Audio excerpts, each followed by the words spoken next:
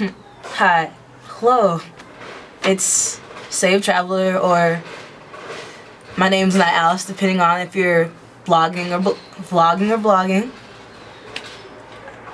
This is my first video blog that I'm talking to you, so I wanted to make it special and do it outside. It's freezing though. Okay, and I want to talk about 7 things to be mentally prepared for when you come to Korea. Number 7. The ajima. Yes. The ajima. Ajima is normally anyone that's married or 30 and up. But I'm not talking about those. I'm talking about the 50 plus ajima. These ladies will somewhat get on your nerves. They walk in front of buses. They will get in front of you in line when you're standing there. I repeat, just in case you didn't hear me. Older people have seniority here, so be prepared for them to just walk in front of you in line. Doesn't matter if you're buying a bus ticket or waiting on a bus or just going to do anything. They will get in front of you. Or anyone. It's not you. It's not because you're a foreigner. It's anyone. Okay. Number 6. The shoving. Though you mostly have to deal with this in Seoul rather than any other place. Okay. When you get on a train in Seoul, it's very ridiculously crowded and people will shove you to get where they're going. They won't say excuse me. It's not considered rude here. People will shove you out their way. It's not rude, it's Korea. Accept it now. Rather now than later. Number 5. The drinking. Korea is a drinking culture. You may have heard this before you've got here. But it's a drinking culture. Everyone from college age to there is no age limit. And there's no social class limit either. It could be a college student you see staggering around drunk, or it might be a businessman. Doesn't matter. But Koreans are great friends. I see Koreans all the time helping their friends in the cab when they're ridiculously drunk, holding their hair back. They're really good friends. So maybe this is just me. I'm not used to seeing so many drunk people at once. Okay. Number 4. Time management. Okay. So let's say you have a class. You've been working on it. Had this awesome lesson plan for your class. 5 minutes before class starts, your co-teacher comes up to you. Maybe class canceled today. And you're like, what do you mean? I mean, class is about to start. I mean, look at the time. And they're like, kids are going on trip. So class is canceled. Okay. You're like, yes, I can see you. Yes. Thinking, yes, class is canceled. It's gonna be... No. When you've been preparing for a long time, or like, what's really will get you is like, you come early. You're there at 9 because you have like a 10 o'clock class. You have like 4 classes back to back. And then you realize you only have 1 class. You could have stayed in all day until like 2.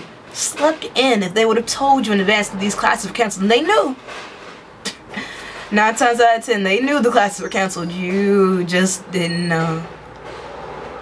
But hey, that's also Korea. That's how things are sometimes. You live, you learn, and you get over it. Number 3. This does not apply to you if you live in Busan or Jeju. It is cold here. When I say cold, I mean all the rivers and lakes in my area are frozen. And they've been frozen for like a month or 2. It's so cold that you go outside for an extended period of time, your hands will hurt. Right now it's like 45 degrees. And we had a picnic because it was 45 degrees. But it's normally around 20 degrees Celsius, so 20 degrees Fahrenheit, 3 degrees Celsius. That's normal. That's normal weather in Korea. Get used to it. It's always cold. You can't see it, but I can see my breath. Number 2, the staring. You're probably thinking, Slave Traveler, really? Really? It's an international country. They're used to, no, they aren't. Especially if your skin is the skin tone. They're not prepared. They have never seen someone like you before, probably. Unless you lived in Seoul. You're one of those people. Those few SMOE people. But most of us, it's like, oh. Oh. Get that a lot. Every day. I've had at least 2 people run red lights looking at me. And you know, because as they're driving where they're like craning their necks. It's something that you just gotta get used to. You're not Korean. I repeat, you're not Korean. So people are gonna be like, whoa, this person that is not one of us. Huh. It's just like the norm. It's the norm here. And you could be here like a whole year and still get stared at. It's just life. You're not Korean. Be prepared. Don't get annoyed. People aren't doing it to offend you. They're not doing it to be rude. They're just fascinated. It's just like, whoa. Could you imagine growing up in a homogeneous society your whole life where everybody looks similar? I personally couldn't, but in that case, imagine you dropping someone that's a totally different skin tone there. And it's like, whoa. Oh, snap. I mean, you can say that TV and blah, blah, blah, but you can see people of different races on TV all day long. If you've never seen them in person, it's a totally different thing. Anyway, number 1 for being mentally prepared in Korea is the most obvious thing that most people don't think about. Koreans, most of them don't speak English. They don't. Maybe I was naive for thinking that more people would. Most of them don't. Don't just come to Korea unprepared. Please, learn the alphabet. Like, learn Hangul. Like, if you don't learn anything else, be able to read when you come here. I mean, the language is hard.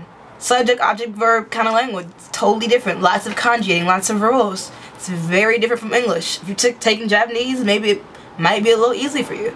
I know the sentence structure because it is the same as Japanese. So I'm a little bit more prepared than others, but not really. When I came here, I know how to say, "안녕하세요," "감사합니다,"